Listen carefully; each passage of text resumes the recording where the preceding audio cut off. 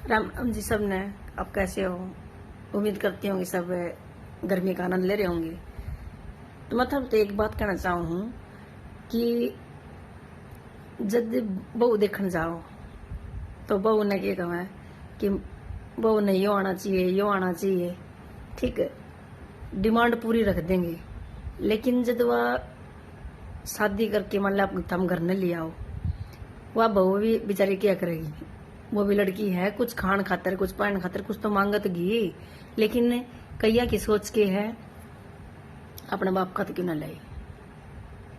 बहुत सारी औरतें सी हैं बोलते हैं कि अपने बाप का तो क्यों ना लाई। अरे जब थारा सारा काम ये लड़की ससुराल में थारा गोबर तक सब क्यों धोने लग रही, तो वो चप्पल तक भी मान लो थमनू का चप्पल भी अपने बाप का, वो चप्पल लेने खातर अपने बाप का जाएगी। तो यह सबसे घटिया सोच है।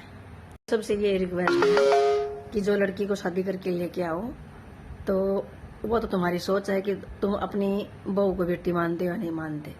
क्योंकि जो सारा दिन तुम्हारे घर में बिताती है, वो तुम्हारा सारा काम करती है, दोनों टाइम का खाना भी, कपड़े धोती, बर्तन साफ करती, झाड़ू पोछा सारा। अरे तुम्हें तो उसका एहसान मानना चाहिए कि फ्री में भी तुम्हारा काम होने लग रहा है। वो बेचारी क्या लेती है? 2 टाइम की रोटी खाती है, उसका कोई घर नहीं होता। लड़की का पहले बता दूं, लड़की का कोई घर नहीं होता, न मायका होता है न ससुराल का होता है। मायके में शादी के बाद बोल देते हैं तेरे ससुराल का है, ससुराल में सास ससुर और परिवार भी बोल देते हैं कि तेरा मायका यहाँ ससुराल का है, तेरा कोई हक नहीं। वो तो बेचारी एक काम के जरिए यानी कि काम करने के लिए आती है। कोई भी लगा लो, मेरे से लगा लो और किसी से लगा लो, लेकिन बेटी चाहे राजा की हो, किसी की भी हो, बाप के घर किसी कोई भी बेटी नहीं रहती।